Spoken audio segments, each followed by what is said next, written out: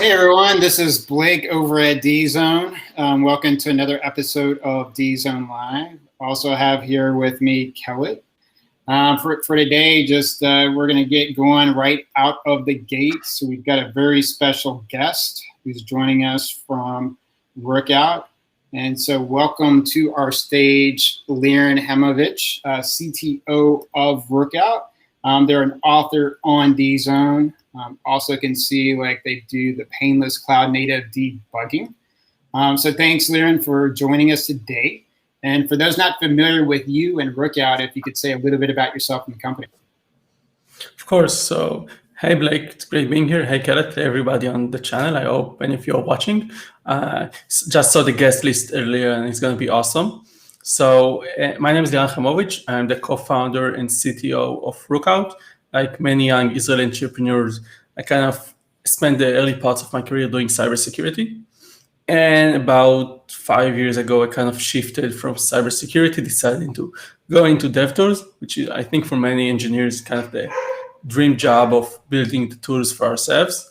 And along the way, we tried to kind of figuring out what kind of edge can we bring, what can we do with our cybersecurity mindset to do better in dev tools and DevOps and so on.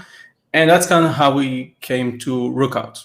Rookout is using cybersecurity technologies to essentially dynamically instrument applications so you can debug them on the fly. You can essentially look into your code, any line of code, and see exactly what's going on in it. You can get variable values, you can get stack traces, you can know exactly what's going on within your code. So there's whenever you're not sure, why is this happening? Is there a bug? I rolled out a new feature, is it working or not? And so on and so forth. Just dig into the code. And everything was built from the ground up to be production grade. So you can operate at any scale, in sensitive and secure environments. And you kind of package all of that for you in a very nice IDE-like interface. And you can just get it out of the gate and start working. Very cool. It's really cool to hear that. Liren, I love this idea. Oh, sorry, Blake. No, I got a little delay here. I love this idea of production debugging. Can you talk a little bit about that? Because it's not something I have experience with or I've seen, but it sounds like super powerful and interesting. So I think it goes back a bit to one of the biggest projects I managed back when I was doing cybersecurity. We're doing an endpoint monitoring tool, and it kept dying out on us, kept having to be reinstalled, which was a huge mess for us. And I literally spent 6 months of my life chasing that bug down. And I'm sure every senior engineer has their own set of horror stories about bugs. And the thing is, you have some observability in place, you're getting some logs, you're getting some metrics, so you have some understanding of what's going on. Something goes wrong, but what's happening in between? What's happening between the data you know about everything going right and something is going wrong? And that's where you're blind. And what we did back then, and what I see most engineers doing today, is just start spraying logs. You add a bunch of logs in the middle, and then you pray you're going to get it. But it's a very tedious process. It takes forever. And there is usually more than error than tried here. You're just getting it wrong time after time after time until you finally get it right. And it's so time-consuming and so painful. And Rookout is changing that by allowing you to insert those logs instantly. Just say, I want a log here, get a log here. I want a snapshot here, I want a metric here.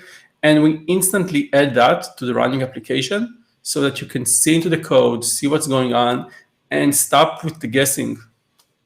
So you don't have to recompile or do anything, restart. You just do it on the fly. You don't have to recompile, you don't have to restart, you don't have to redeploy. You select a server or a group of servers from our web console, and then we automatically load the source code for the correct revision that's running right now on that server, select the line of code, and see what's happening inside of it. Wow. Sounds awesome.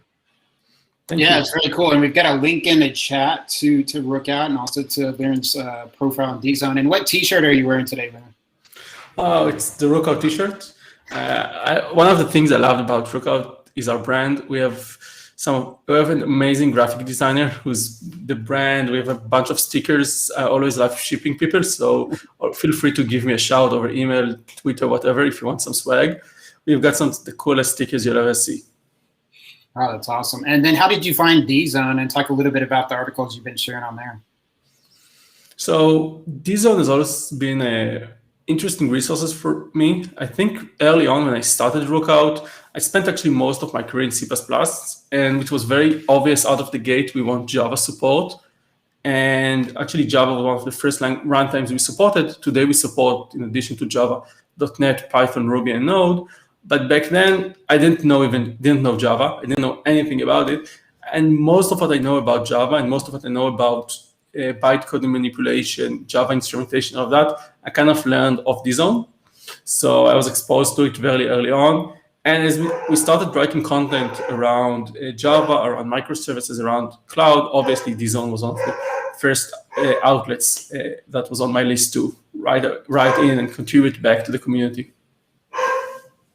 Excellent. That's great. Thanks so much for joining us today. Any final questions on your side, Kelly?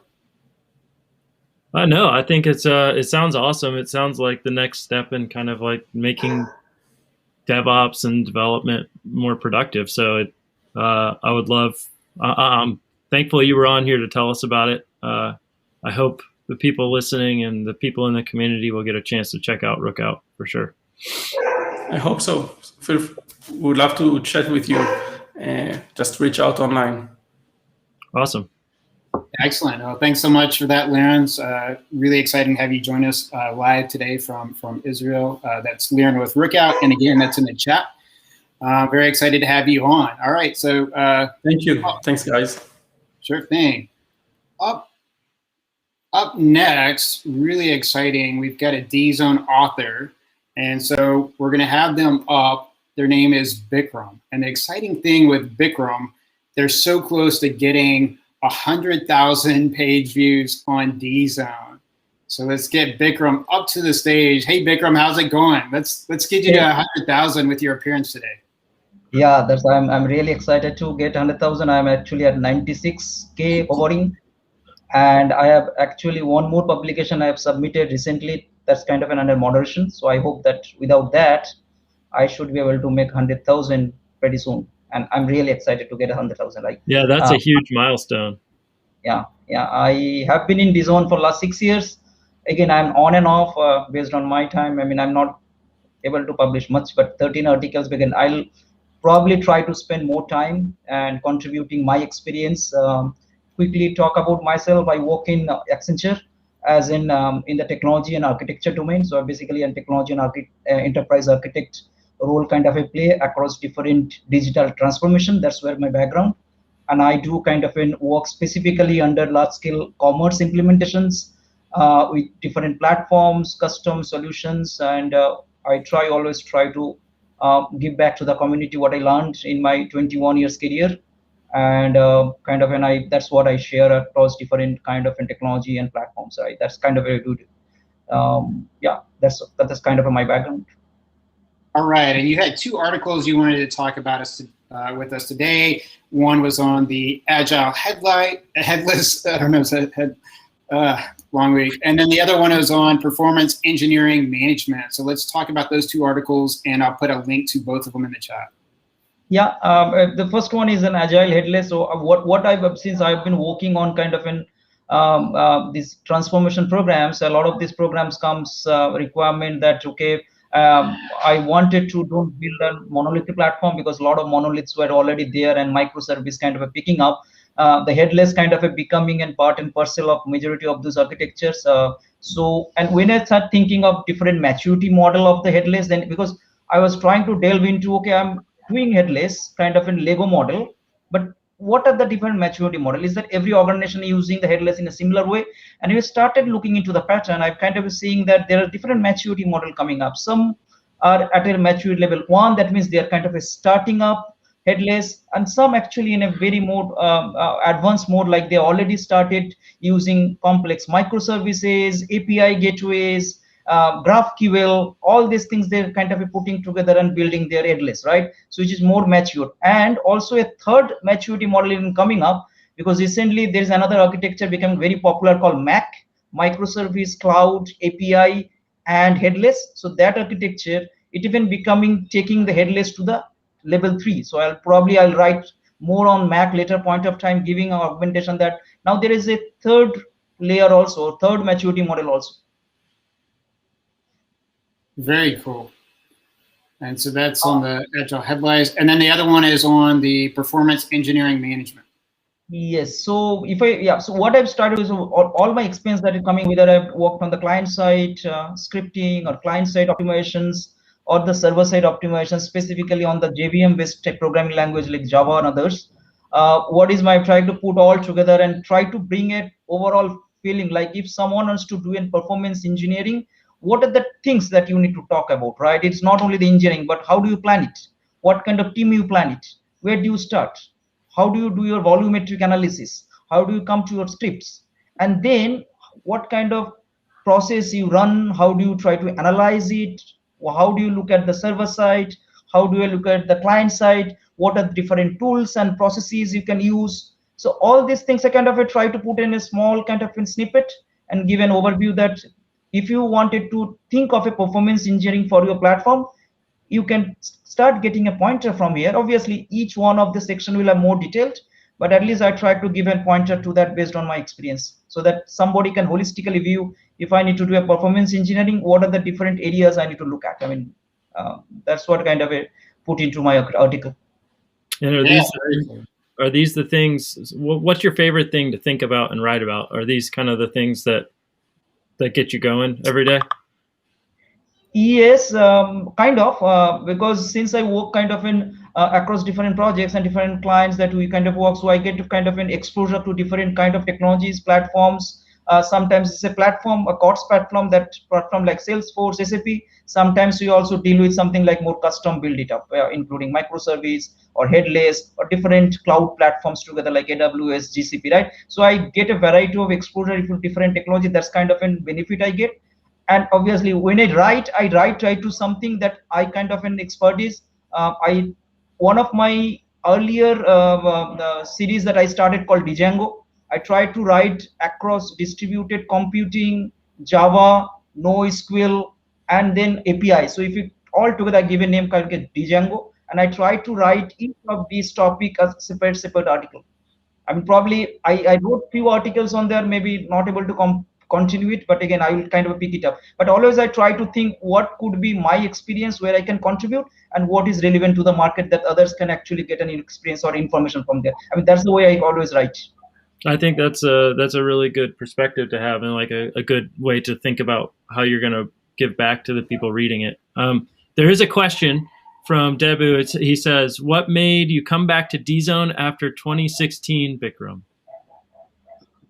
Not as I said that I was kind of an on and off. I am in DZone for almost 6 years now. Sometimes writing is my passion, and I don't just write for the technology. I do write also other areas like I try to write on a script also. I mean, I started some of these movie scripts also. So because I writing kind of, and I love this.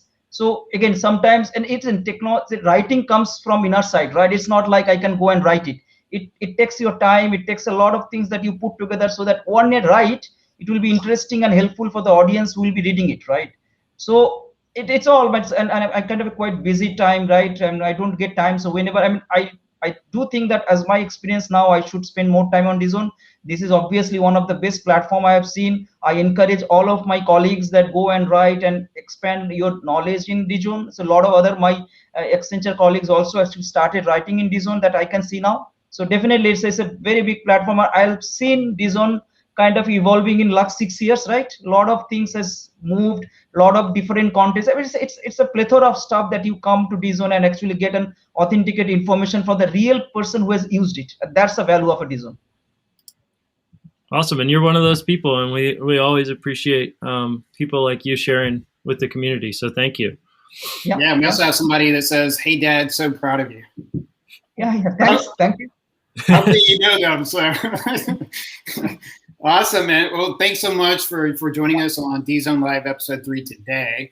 And then for everyone watching or that watches this later, be sure, and we'll have links to it, be sure to go out and check out all of Bikram's articles on DZone. Not only read them, if you like something that you see that Bikram write, get onto LinkedIn, get onto Twitter, get onto other networks, or get onto anything at your company Slacks, other Slacks, and share these articles out with Bikram. Let's all work together to get Bikram up to 100,000, because he's got a lot of great stuff. And so don't miss it. Read it, share it, check it out. Or read the article 4,000 times. Yeah, or just hit and refresh, right? Awesome. Thanks, Khalid. Thank you. Have a nice day. Bye. Thanks, Bikram. All right, and then up next, a really exciting one. This is going to be a great one especially for Khalid, for containers. We talked so much about containers, so we're going to welcome back Boris. Hello, guys. How's it going? Let me it's cool. It's cool. Now it's sunny. In Germany, it's 30 plus degree, and it's hot. So it's like in California, probably. Inside programming. Very cool. Yeah.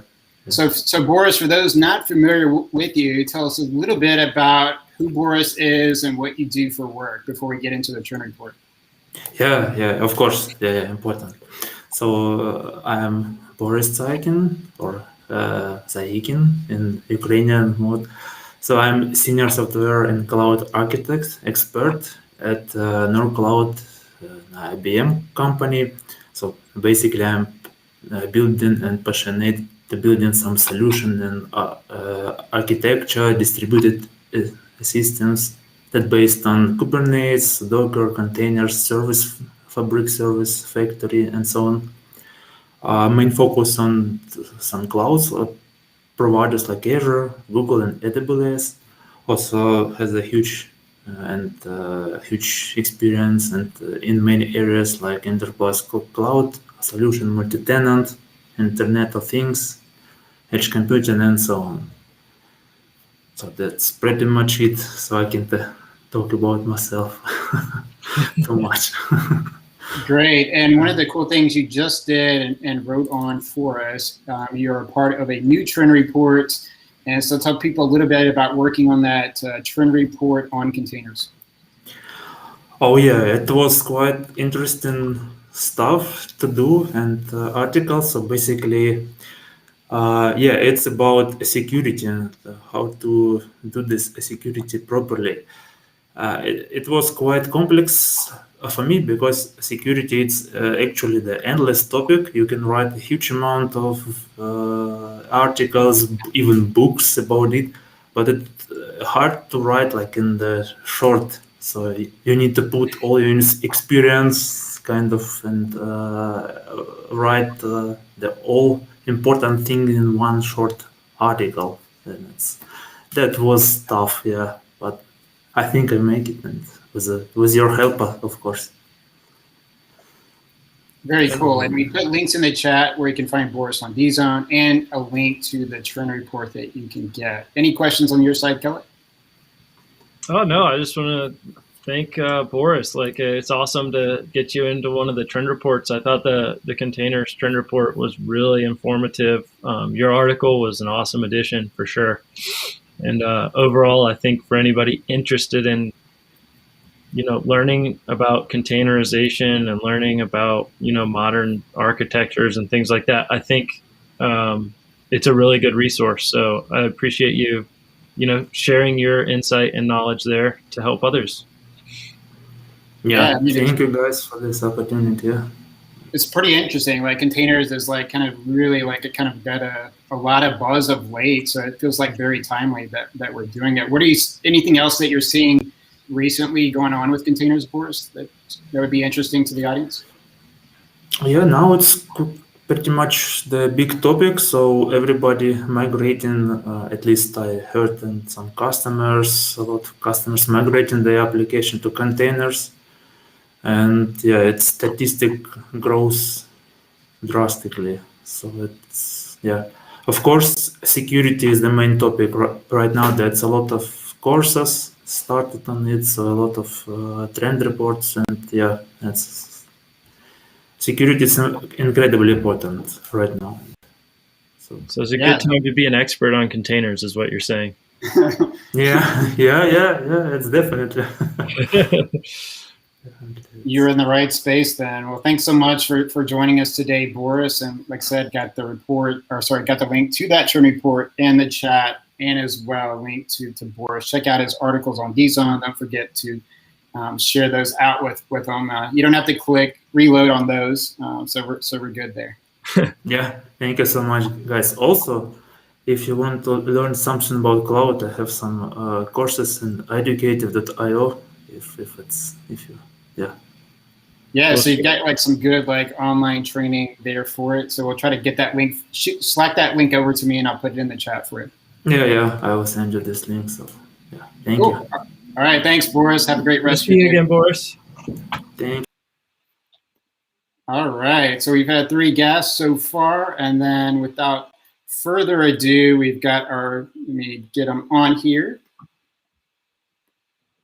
Next to the stage, Alariza. How's it going? Hi, good afternoon, but good morning to you guys, I think, right? Almost afternoon. Yeah, almost. Going.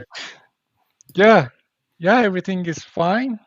Busy as always. Recently, I have been quite busy, but I also noticed that when I'm busy, I'm more productive than a time that I have enough time to plan for my task, because recently I started reading DZone articles more than before, but specifically because, of course, I wanted also to encourage others to write for DZone like we do.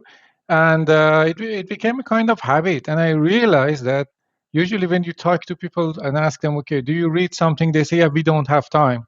I also saw myself in that situation that I really didn't have time for anything else. But I was able to read some articles. And it was quite interesting, I would say. So, and it's funny because one of the articles I'm going to introduce is from one of the guests we already have today. I just realized it, before the event. I didn't realize it when I was reading it because I was completely amazed by the article. So I don't know if you have the articles for the link of the articles, Blake. Then when with the same order, all the links that Alariza is going to be talking about can be found in the chat, so you can cheat ahead. You can check them all out, so you're good. Okay, so I start from Nick Rendell. He's a product marketing manager from CloudBees, and he's one of our new writers. Welcome to Nick, and he already wrote 3 articles. What I'm going to suggest for this event is about the article he wrote about the introduction to feature flags in the continuous integration and continuous deployment. This is a quite interesting articles he has written because he wrote the 2 continuous articles. So one article for the continuous integration and another article for the continuous deployment. And within these articles, he also explained a little bit about the continuous integration, continuous deployment. So whoever doesn't know about these terms, together with the feature flag, you can also learn a little bit about these terms, which is quite interesting. And at the same time, about the feature flag, it's quite useful for many teams which they have difficulties to enable or disable features when it's not easy to deploy just to the production. This is a quite interesting article to have a look, and you can immediately solve some of the issues you might have in your team. So I really suggest to have a look to this article. The next article, it's from Bertrand Florat. He's an architect from Nantes, from France. And he's also new in DZone. He wrote one article in the January, and the new one had 2 days ago. So I had a chance to read this article as well. His article is quite interesting. It's about involving developers with the production activities. As we know, most of the times developers are not actually eligible to get access to production, which conceptually we know that it's not a really right attitude, because developers are the people that writing the code. So those people should have access to production to see what's happening with the code they actually wrote. And I think sometimes because of the security, we think that it's better to make it limited, but at the same time, we lose that opportunity to check the performance of the application. with this article, which has a title that says "A First Glimpse of Production Constraints for Developers," he is really suggesting to change this culture and try to give access to developers. But what I like about this article, instead of just pointing out to the problem, he is also saying what will happen when we do this, what kind of things we can provide, how developers can look at to the production, and how they can help to improve. And also, he also points out about some of the issues we have on the production, which are not happening in the other environments.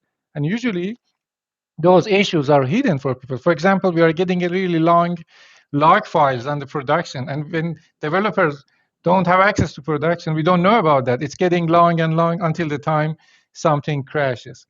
So this is really interesting, and I really suggest to have a look. It's a lot of actually items in the article, so I keep it for you to look at it. I don't want to spoil everything from the article. The next article, it's from Christy Anderson from Scale Grid. She has been with us for, I think, from 2018. So this article is from Agile section of DZone. And the article title, it's about the Pareto principle using the 80-20 rule for priority management. Within this article, Christy is telling us how you can have a look to the priority management on the Agile process differently. Most of the time, when we are busy with the Agile practicing, it's the problem is the prioritizing. Usually, it's a main question for the developers there. So, what is the high priority for this sprint? What is the high priority for the next sprint? What she's saying in this article is that we shouldn't forget that the main priority is to produce a value for the customer. So we shouldn't forget that. And there is a kind of method which is called 80-20, which you need to figure out from this article, which can help you to see how you can have a better priority management within your sprint. So I think this is a really nice topic to have a look. It definitely helps you in your Agile procedure. The last one is from Nick Hodge. It's about the 8 questions I had every day as a dev team lead. So when I read the article, I found that the questions came up in this article.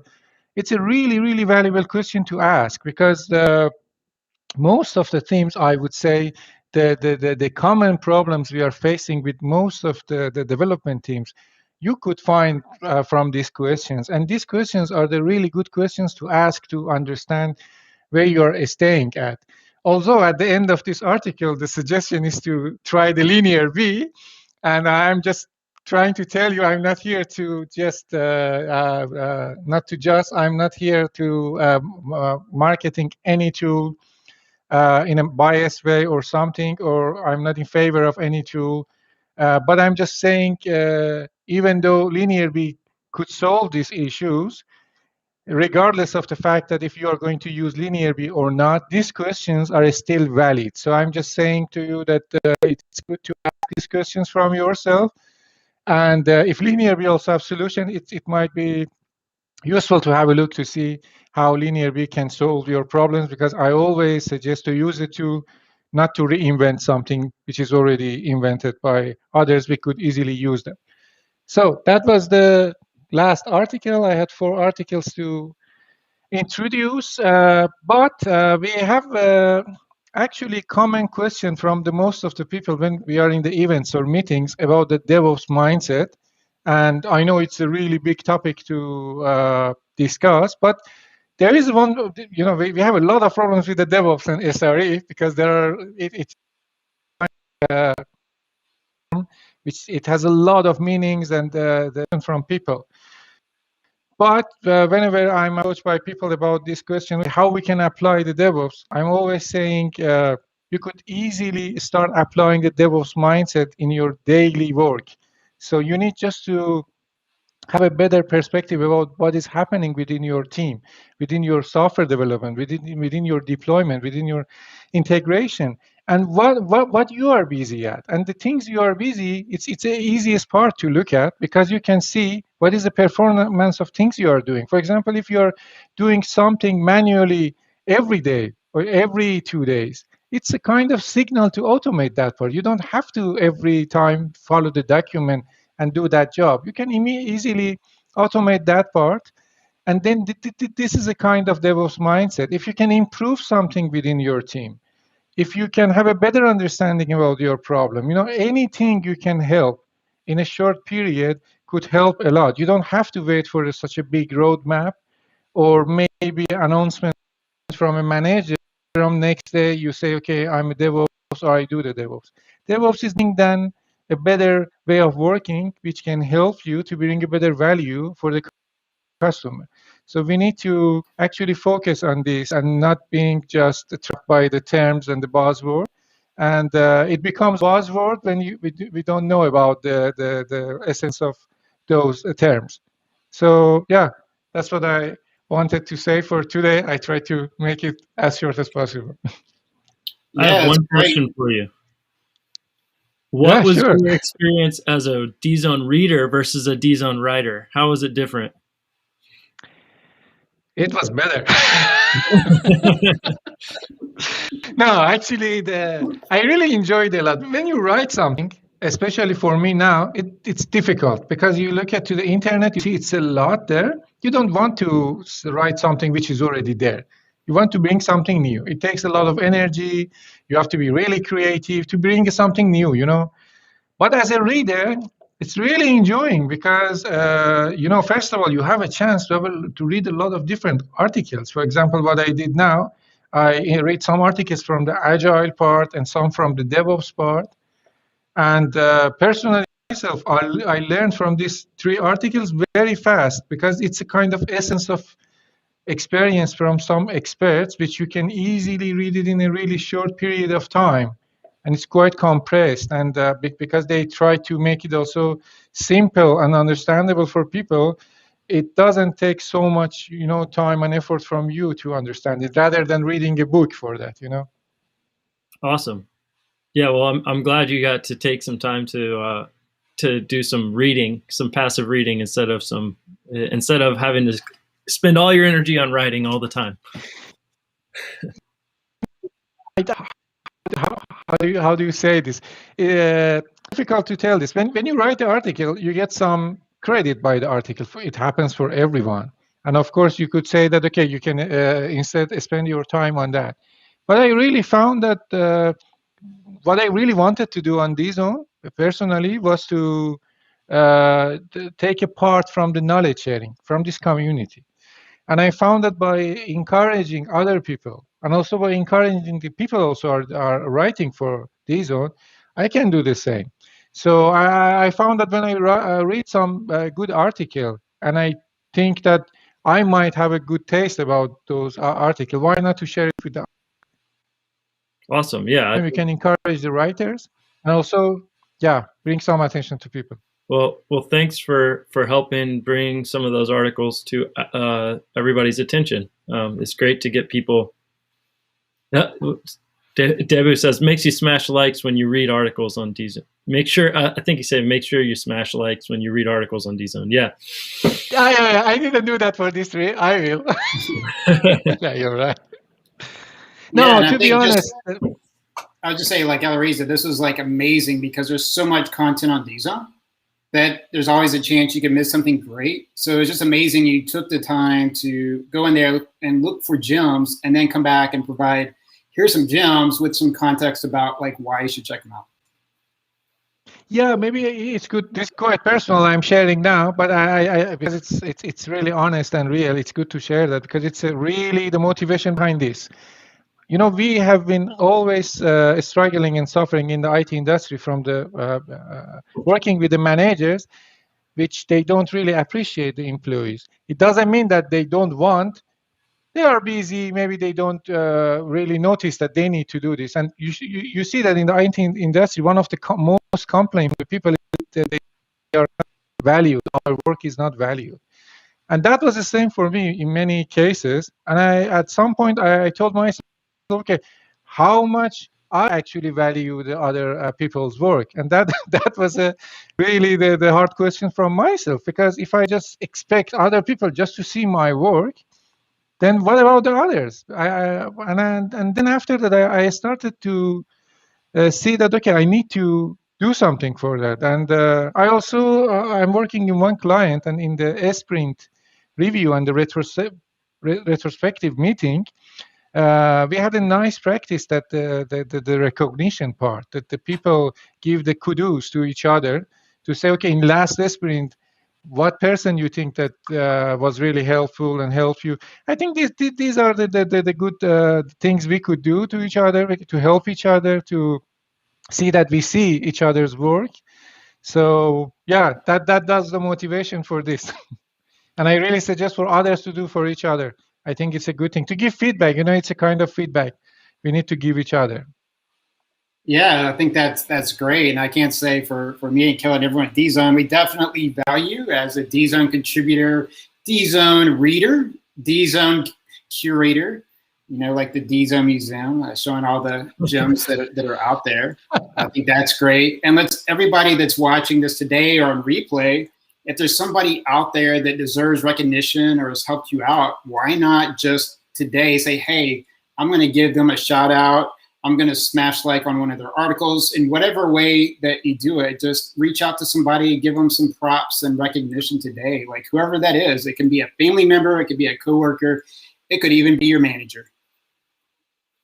Yeah, fully agree.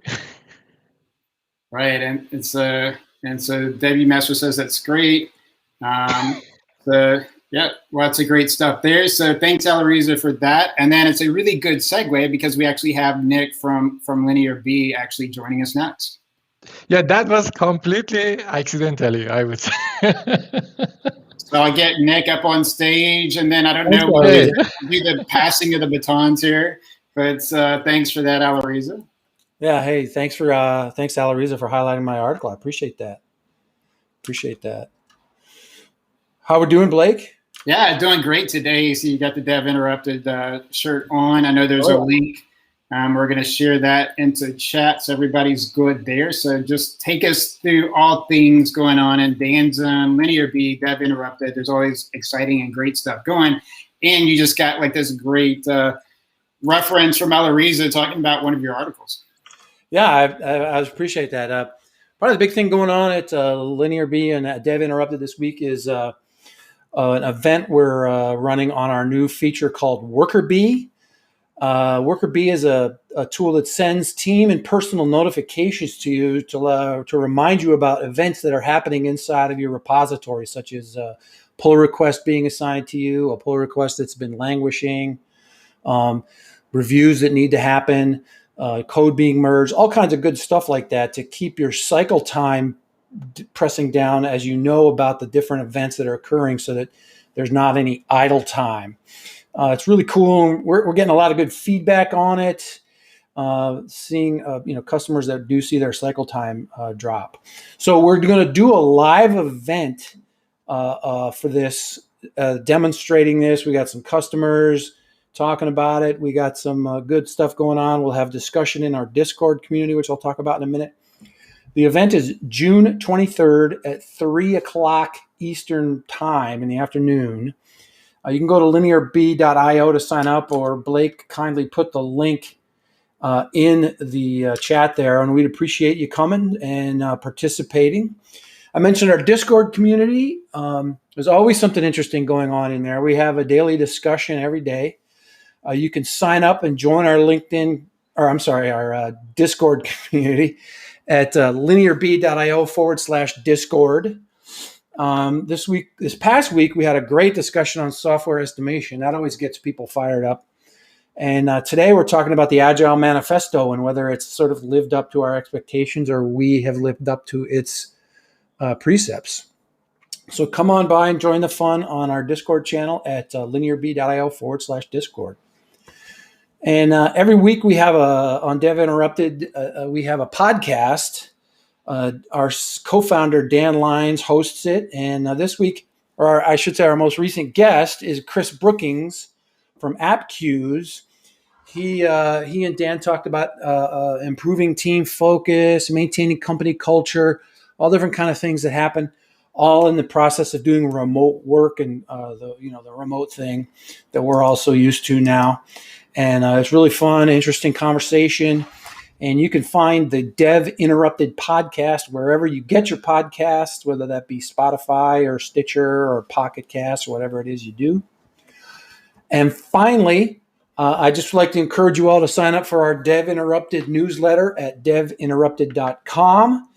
We send out a weekly newsletter of all the updates and stuff that's going on in the community, including blog posts, podcasts, Discord conversations, all kinds of interesting stuff. So we'd love to have you sign up and join our newsletter.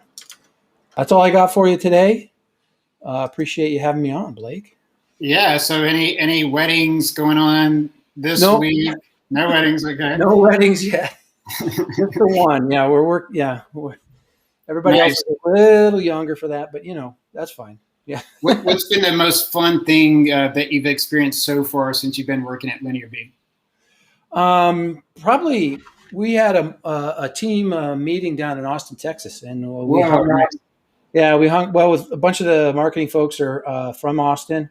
We hung out down there together, had a lot of fun events, but we got a lot of good work done. Worked on marketing team values and different kinds of stuff that we work just to get to know each other, work better together, and build ourselves up as a team. That was really fun. I enjoyed that.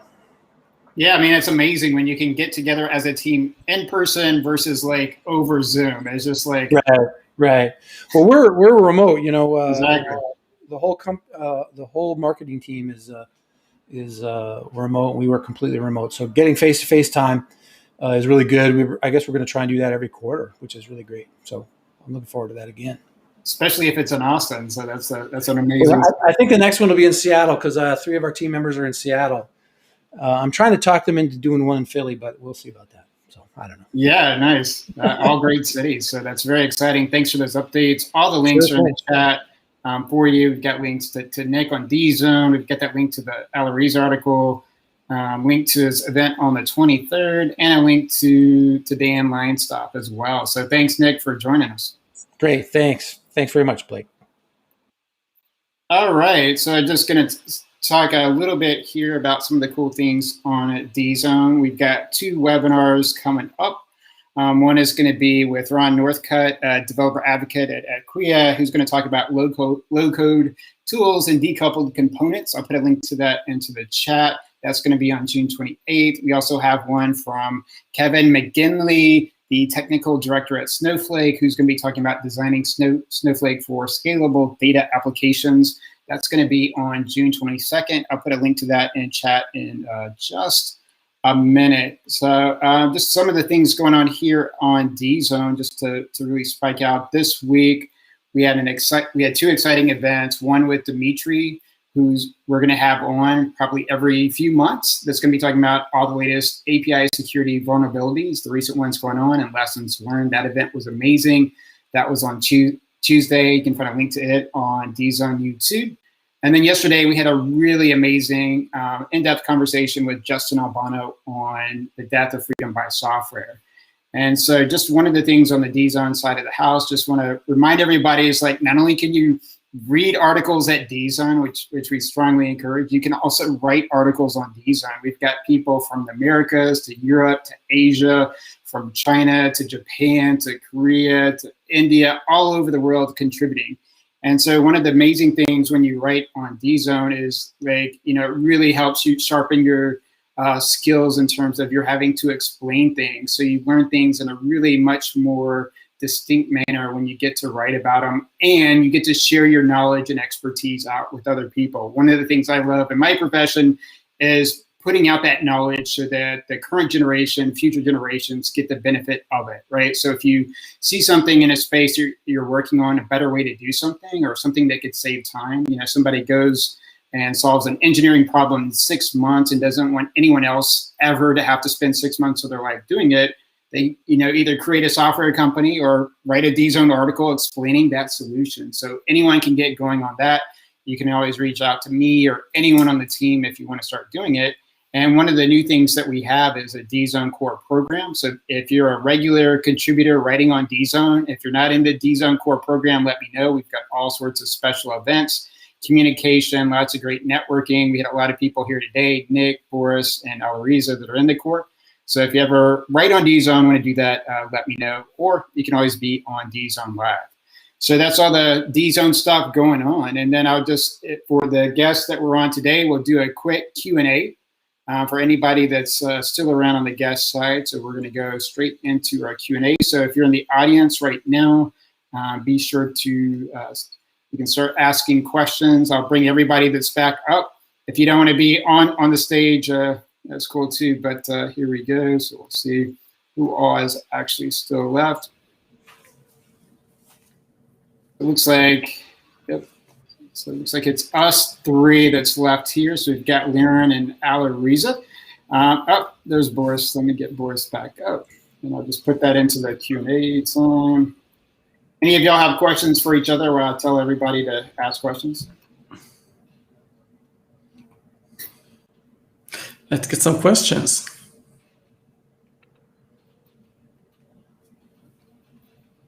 Any question? Right. What did I ask the question to all y'all? So what was it like today? Just kind of like being able to engage and interact with professionals from around the world. Is that kind of a helpful, interesting thing? What's your feedback on that?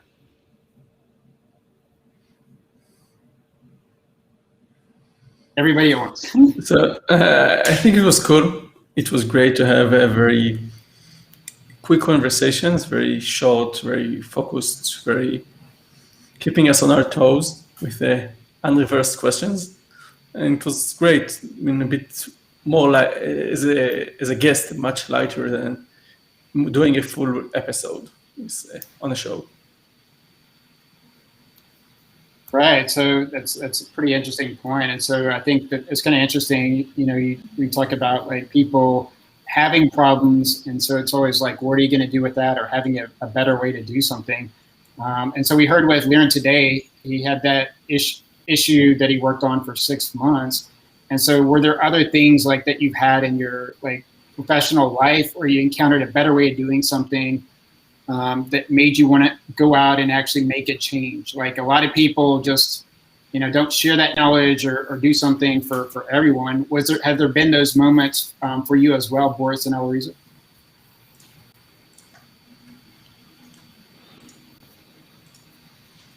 Yeah, the nice moments are not that much in our career, actually. Well, Nice. yeah, I remember a lot of times that we were suffering with the production issues. And yeah, I think those are the moments I could think of the best moment that we actually started to rethink about what we have done in the whole project, because this is the moment you see the result, then the same thing as a customer can see. And yeah, I remember a lot of improvements happen from the monitoring. I could say in the last 5 years ago, one of the important aspect for me in the project is the monitoring. And actually, this is exactly the one that usually is not in the high priority for the projects, because they just consider it at the last stage of the project. But I think it's really important to see the behavior of the application. And based on that, you can actually adjust your architecture, any aspect of your application accordingly. So yeah, that's what I could think of quickly. Nice. Anything for you, Boris? Yeah, I just want to add this. Of course, monitoring is important, but the most important, I think, is refactoring. It's for all developers. They can do refactoring like ages, years. Yeah, this is the most important part of the. Of course, I'm joking, but yeah. Yeah, it's never ending, the improvement. Yeah, definitely. And so, like, depending on where you are in the world, we've got different places. Some are still in lockdown, some are opening up.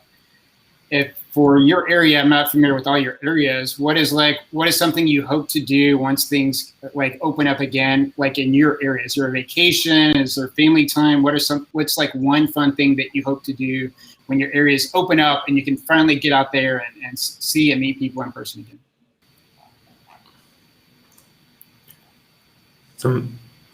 Maybe from yeah. Go on. So Samantha asked a question on the chat. Samantha. I think the best, just seeing more people, I guess. We're not seeing enough people. Even though I know we seem to pretty much open up here, everything feels a bit, slower and closer to home than things used to be. You're not meeting as many people. We've got so used to doing things over video chat, but we tend to avoid doing it face-to-face these days. And there is plenty. We need to get back out there and start meeting more people. Yeah, I was like with Nick, it's like the virtual remote work can work, but just still like factoring in times, whether it's once a quarter or half a year or whatever that is, where he's coworkers, you still get that FaceTime with them. I don't know, maybe I'm old fashioned, but I still like, even if I don't get it like 90% of the time, give it to me like at least 10% of the time that face to face. Mm-hmm. And it's like, it's so different when you can actually whiteboard or collaborate with somebody or like actually get onto a whiteboard in person in a room and just kind of share ideas or work through a problem or see some, ideate on something, whether it's an opportunity, challenge and gaps. So those just amazing. And so like the virtual, that it's great in some of the ways, and there's other ways where just in person's always better. But I probably sound old fashioned, like the person that's like, in my day, we walked 10 miles to school and we didn't have iPhones, but definitely still value that type of stuff. And then you did mention we've got a question from Samantha in chat. I actually wanted to say this is a really good question, because that's also one of the controversial thing in most of the agile teams.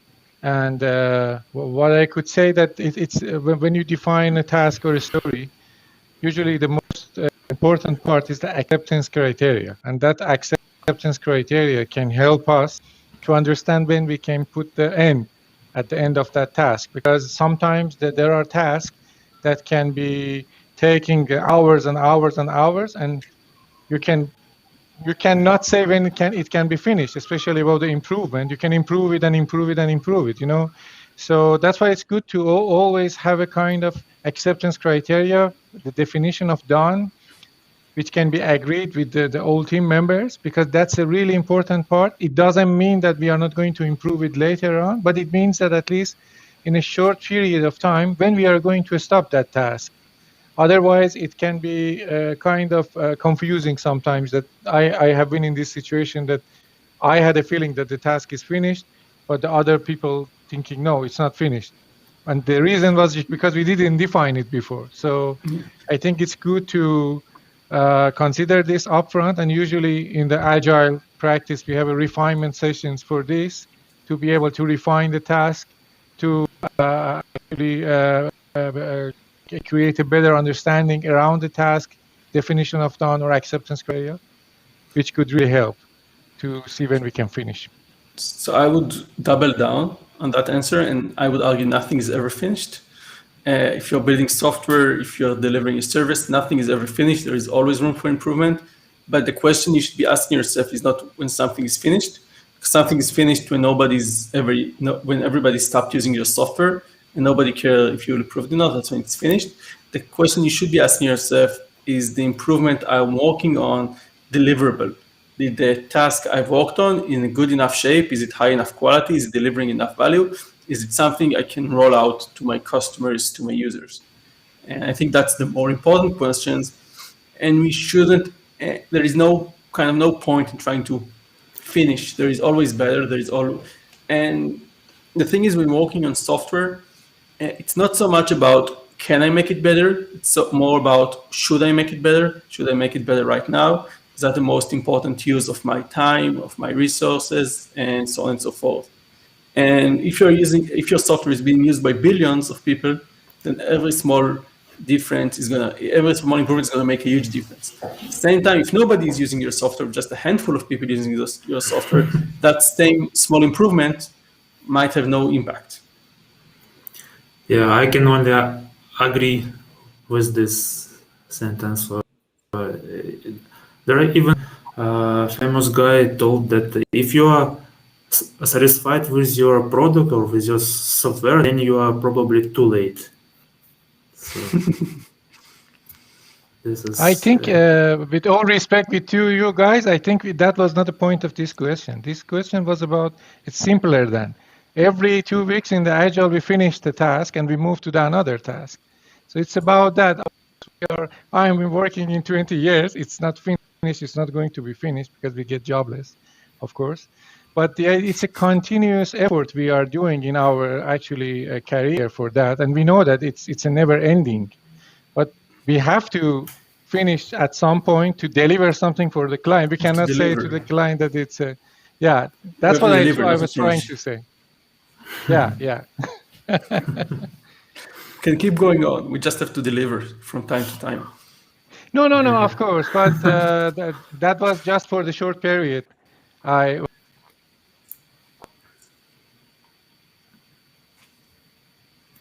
Yeah, it looks like you.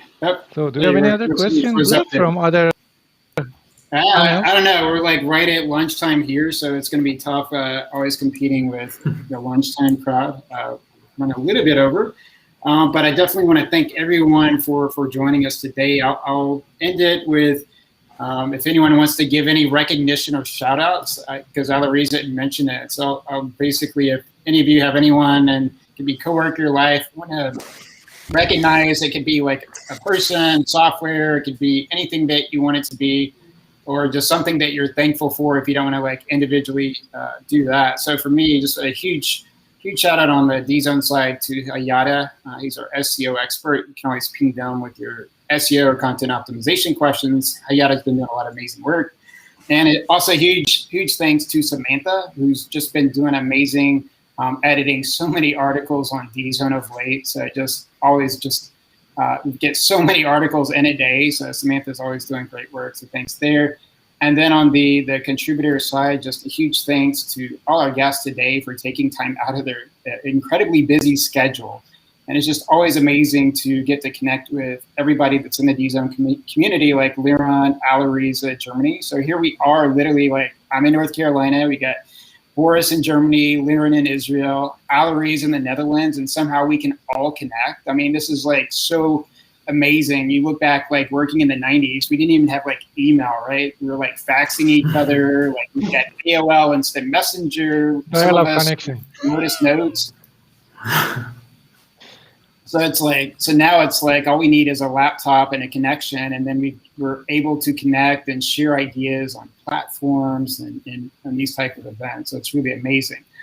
So that's what I have to thank. Is there any? We can just kind of go around. Anyone or anything that you want to say a shout out to?